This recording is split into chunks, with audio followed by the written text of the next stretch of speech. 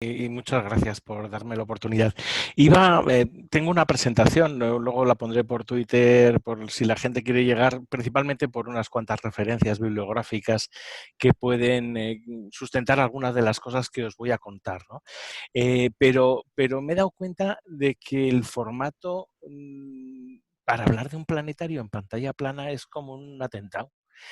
Hablar de algo en el lugar donde nos reunimos para contemplar el cosmos, para sentirnos realmente dentro, ¿no? Hacer esa especie de traslación de que podemos estar viendo el cielo de verdad y tal, en una pantalla de ordenador no tendría mucho sentido. Entonces, para poneros unas fotos que ya conocéis casi toda la gente, porque estoy seguro que toda la gente que está escuchándome, viéndome ahora, ha estado alguna vez en un planetario, pues para eso, mira, mejor os lo dejo a la imaginación y así luzco palmito que de vez en cuando pues merece la pena también.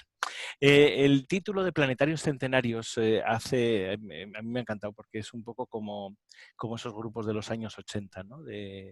Que te hacían esas rimas un poco penosas.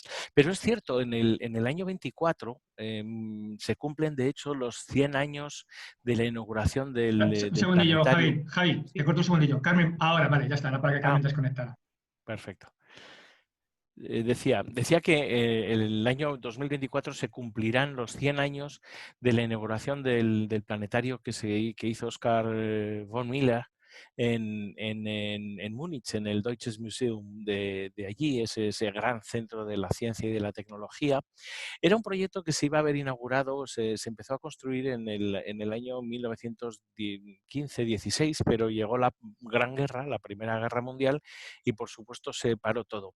Por eso los planetarios somos un poco más jóvenes que la Unión Astronómica Internacional, si no os habríamos ganado. Y esto es una cosa que siempre ha quedado ahí en el fondo, ¿no? Es esa relación no tensa, pero sí paradójica que a veces se da entre el mundo de la astronomía, de la astrofísica y el mundo de los planetarios. Pero lo cierto es que los planetarios habían nacido antes, ¿no? A finales del siglo XVIII en Holanda está ese primer planetario que era en un palacio, en el Leisinga Planetarium. En el techo se colocan una serie de patrones mecánicos que van haciendo el movimiento de los planetas y reproducen sus movimientos, ¿no? Y la gente se metía en esa sala e iba sintiendo cómo se movía el sistema solar, ¿no? Desde la perspectiva heliocéntrica. También estaban los teluros o los orreris, ¿no? El varón de Orrery y todas estas cosas que habían amenizado los salones desde hacía mucho tiempo. Pero juntar una cosa con otra, con la contemplación del cielo, usando proyectores ópticos y una instrumentación mecánica que podía reproducir el movimiento aparente de los cielos, se da a comienzos del siglo XX, ¿no? Bueno, hay enormes esferas en las que uno se metía. La idea era hacer agujeritos y ver el cielo, la luz desde fuera, y entonces esa esfera se ponía como se hizo en San Petersburgo también en el siglo XIX. Pero los planetarios modernos son un invento del siglo XX y un invento, por lo tanto, muy ligado a algo que estaban haciendo a la vez, que era el cine también. Era el cine del cosmos. El Deutsches Museum, el planetario Adler, que se inaugura unos años después, en 1930, abre sus puertas en Chicago. Es una herramienta para la enseñanza de la astronomía en un mundo cada vez más urbano, donde la gente ya no va tanto a ver el cielo sin más, ¿no? No es que la contaminación lumínica sea un fenómeno que empiece tan pronto, pero de hecho en parte empieza, y las ciudades ofrecen de esta forma, a horas más accesibles, una herramienta educativa, pero no solamente educativa, una herramienta para toda la familia, para diversión.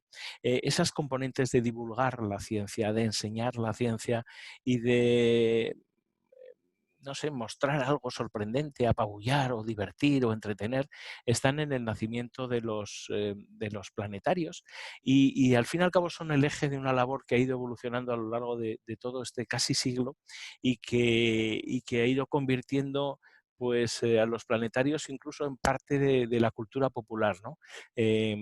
Aquí, para que os imaginéis, metería una secuencia de James Dean y Natalie Wood haciendo gracietas como cualquier un estudiante de bachillerato en el planetario, ¿no? Era Rebelde sin causa, esa película que inmortalizó el planetario y observatorio Griffith, que es en Los Ángeles uno de los más visitados del mundo, con más de un millón de personas que cada año van ahí a verlo y a revivir. Pero fijaros que en muchas otras películas, en series de televisión, el planetario es ese sitio donde el chico medianamente nerd lleva a la chica medianamente incompetente y descubren un universo de amor y así con esa perspectiva cósmica, ¿no?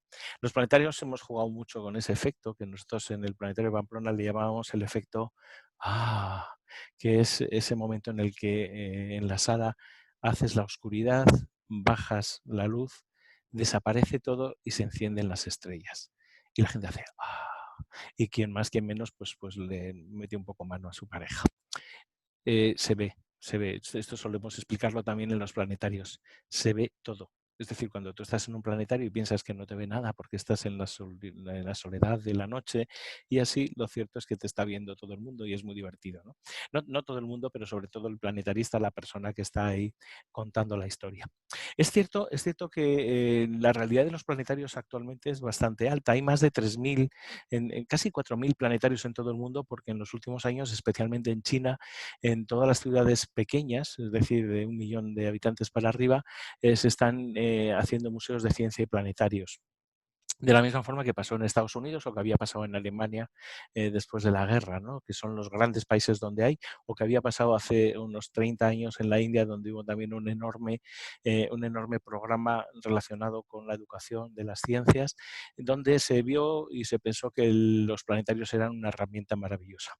En el caso de nuestro país, los planetarios se incorporaron a las enseñanzas náuticas y en los años 70 se instalaron diversos planetarios por ahí. Paralelamente, para el gran público, el gran boom de los planetarios no se ha dado todavía o no se ha dado nunca, pero nació y se fue dando de la mano del nacimiento de los modernos museos de ciencia, casas de las ciencias, ¿no? Lo que es ahora Cosmocaixa, lo que era el Museo de la Ciencia de Barcelona, aunque también existía el Planetario en Barcelona de la Fundación Mediterránea, por supuesto la Casa de las Ciencias de La Coruña con su planetario en el Palacete. Posteriormente, pues a eso se fueron sumando planetarios únicos como planetarios como el de Madrid y luego el de Castellón o el de Pamplona, y luego planetarios unidos a proyectos del Parque de las Ciencias de Granada, el Museo de la Ciencia del Cosmos en Tenerife, el Hemisféric luego ya en Valencia adquiriendo una dimensión diferente, y proyectos que a lo largo de los 80 y el comienzo de los 90, hasta la gran crisis de los 90, se fueron convirtiendo en dotaciones culturales que se incorporaban a la realidad del país, de la misma forma que la ciencia se empezaba a popularizar, con presencia en los medios de comunicación a través de periodismo científico más especializado, de suplementos de ciencia en los medios, de algunos programas. Pensamos que la serie Cosmos, por ejemplo, en lo que nos compete a la divulgación de la astronomía, es una serie que se emite en España con 13 millones de audiencia en los primeros capítulos, en prime time, por supuesto, y esto es en el año 80, que además ha ido generando oleadas de estudiantes de astrofísica y de astronomía en las universidades españolas cada vez que se emitía.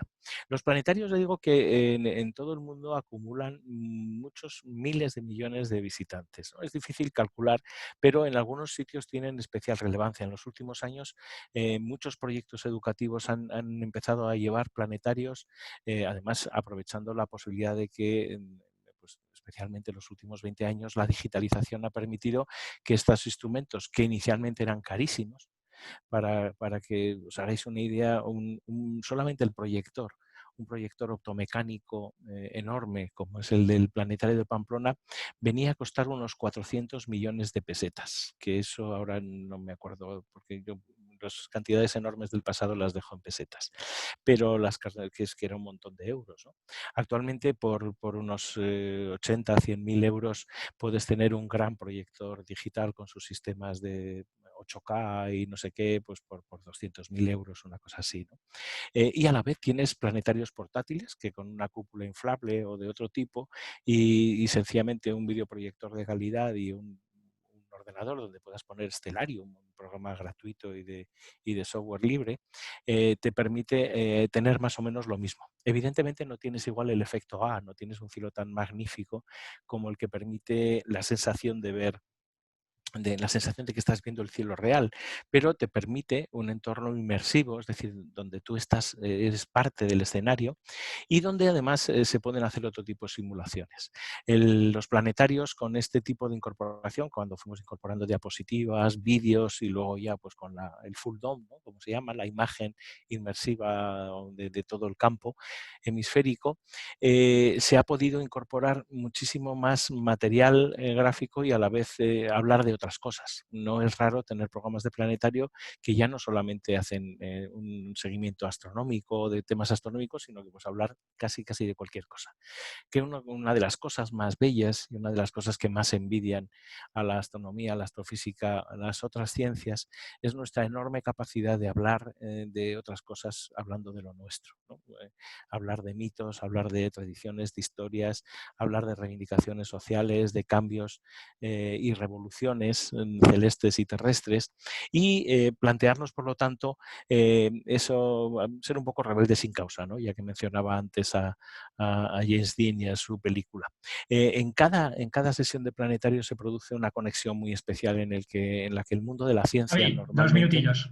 Sí, muy bien, es presentado de una forma así. Esto se ha conseguido no solamente gracias a un gran colectivo, a la International Planetary Society y todo esto, sino y especialmente gracias a compartir recursos, ¿no? Quizás recordaréis cuando el Año Internacional de la Astronomía, el programa Evolución fue una producción que se hizo por todos los planetarios españoles. Los planetarios españoles nos hemos ido implicando también en proyectos de divulgación y de popularización de la astronomía, el asunto de la estrella Cervantes, recientemente con el 100º aniversario de la IAU, la estrella Rosalía, todo este tipo de proyectos, observaciones de tránsitos. Yo espero que el próximo eclipse total que nos venga a España tenga una fuerte colaboración de los planetarios, como no podía ser de otro modo. Todo esto ha sido puesto en vilo por el virus y estas son las últimas que os quería comentar. Casi todos los planetarios del mundo han cerrado. Muy pocos hemos abierto de nuevo. El planetario de Pamplona volvimos a abrir porque afortunadamente tenemos un planetario de 20 metros de diámetro y de 200 plazas, con lo cual hemos podido separar bastante a la gente, hacer unas sesiones gourmet que le hemos llamado un poco en plan Paquita Salas, en las que con 25 personas nos hemos dedicado a pasárnoslo bien viendo el cielo y contando historias del cosmos y así, ¿no? Ahora vamos ampliando con prevención y siguiendo las normativas de lo que está, pero afrontamos un futuro incierto. En una reciente encuesta que hizo la International Planetarium Society a sus miembros, que son casi todos los planetarios del mundo, más del 80% veía que posiblemente no sigamos adelante en su trabajo o tengamos que redefinirlo mucho. Es un momento, y os lo digo aquí, para pensar en los planetarios. Id, si está abierto, colaborad con ellos en las actividades que hacemos cuando no podemos abrir y a la vez. Y tened en cuenta que para hablar de astronomía, ¿no? Para contar historias entretenidas y para acercar ese descubrimiento científico al gran público, el planetario sigue siendo ese sitio encantador donde todos echamos un poquito el suspiro y echamos la mano a la persona que tenemos al lado y aquí queremos tanto. Muchísimas gracias. Muy bien, muchísimas gracias, Javi. Me has dejado con el corazón partido con lo último que has dicho. Era para eso, sí. No lo has logrado totalmente. ¿Alguna preguntilla de los participantes? Mientras te voy preguntando yo, precisamente un poco al hilo de lo que has dicho, de la participación un poco casi del ámbito profesional, de la investigación profesional. Aquí en la SEA, sobre todo, se fomenta mucho el intento de la participación de la astronomía amateur con la astronomía más profesional. En el caso de los planetarios, ¿cuál es el papel que los investigadores e investigadoras profesionales pueden aportar, sobre todo ahora, como tú bien has dicho, de cara al futuro? Bueno, la relación ha sido siempre muy intensa. No digo no exenta de quizás que no se hayan establecido muy bien los cauces, pero esto es un problema que sufre la divulgación científica en general, ¿no? Los planetarios, de hecho, siguen siendo ese espacio de encuentro entre la sociedad y digamos, y la ciencia y la tecnología, ¿no? Nosotros seguimos explotando eso.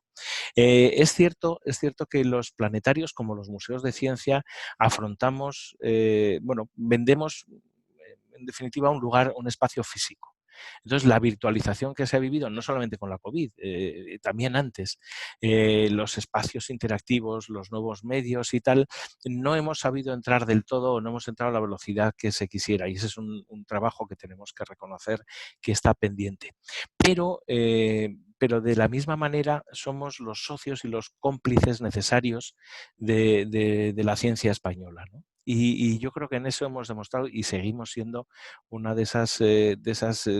somos instituciones en las cuales tanto la gente aficionada, las sociedades no profesionales, los profesores, las profesoras, los escolares que vienen, pueden encontrar materiales, un contacto o una propuesta, ¿no? Y además siempre estamos, en cuanto podemos, sacando nuestros telescopios también a la calle, ¿no? Sí. Esa labor conjuntada es la que mejor funciona, ¿no?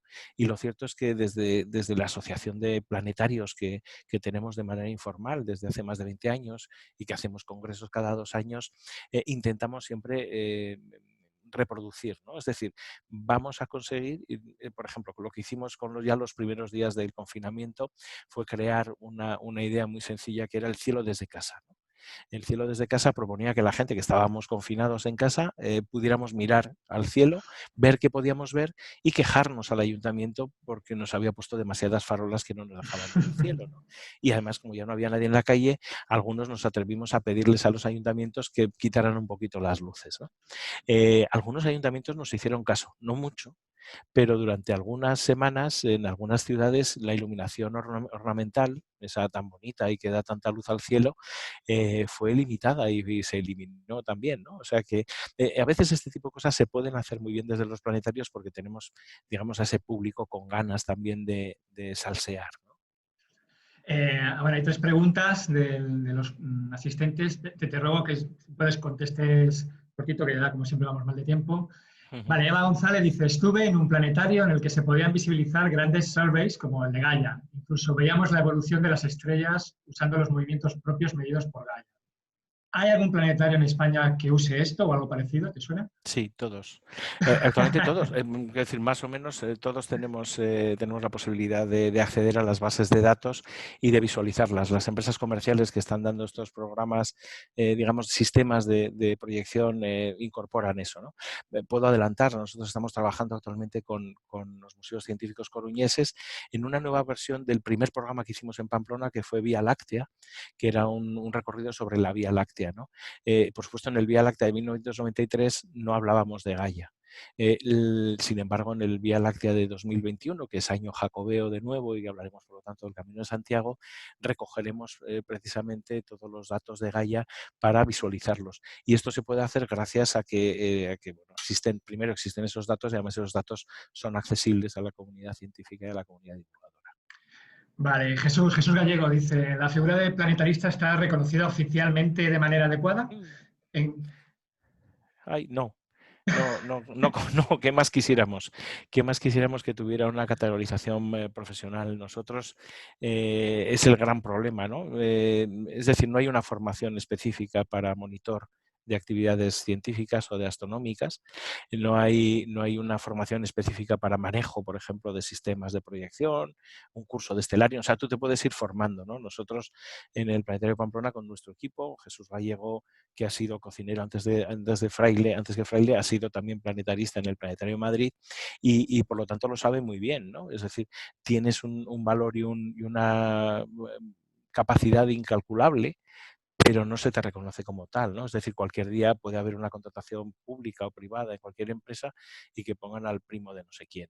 Esto como pasa y seguirá pasando, me temo, porque somos poquitos. Yo creo que cuando haya una masa crítica de museos de ciencia, quizás esto se considere más. Pero es una de las luchas que desde la International Planetary Society se lleva haciendo desde hace años, ¿no? Perdón por la extensión de la respuesta. Vale, hay 3 más, pero a los 2 últimos les voy a rogar que las dejamos, si eso, para el final de la sesión, porque si nos alargamos. La última, de José Antonio Caballero, que es para ya seguir ahondando en la herida, dice: no me ha quedado claro cuál es el verdadero impacto de la COVID-19 en los planetarios a partir de ahora. Bueno, pues muy sencillo. Algunos siguen cerrados porque no hay un mecanismo eficiente y sencillo de asegurar desinfección, espacio y tal. Nosotros estamos haciendo las sesiones, el público tiene que estar con mascarilla, dejamos que se junten si conviven y aún así estarán con mascarilla dentro del planetario. Hacemos una limpieza exhaustiva cada vez que se hace una sesión, pero posiblemente no es suficiente. Vamos a tener que pasar a hacer primero obtener datos personalizados de las personas, como va a pasar en muchos cines y teatros, y posiblemente además que esos datos se puedan poner en bases de datos a disposición de salud, llegado al caso, para la trazabilidad. Esto es complejo porque casi en los planetarios no solemos tener un sistema de venta de entradas como el de un teatro, sino que son plazas no numeradas y este tipo de cosas. Y segundo, porque va a poner, es decir, no es que sea una actividad rentable el montar un planetario en el sentido económico, sí en el sentido social y cultural, pero nuestros dueños, las instituciones que tienen los planetarios, ven que la rentabilidad económica se complica cada vez más. Es decir, que es muy caro operar un planetario. Y tengamos en cuenta, por ejemplo, que los planetarios portátiles, los planetarios pequeños que están en nuestro país, no tienen ningún viso de que en los próximos meses o incluso el próximo año puedan abrir al público. Y esto es muy grave. Bueno, muchas gracias, Javi. Perdona a Nada. Martín y a Pedro, que han puesto 2 preguntillas, las llevamos al final de la sesión. Javi, desconecta cuando puedas y muchísimas gracias.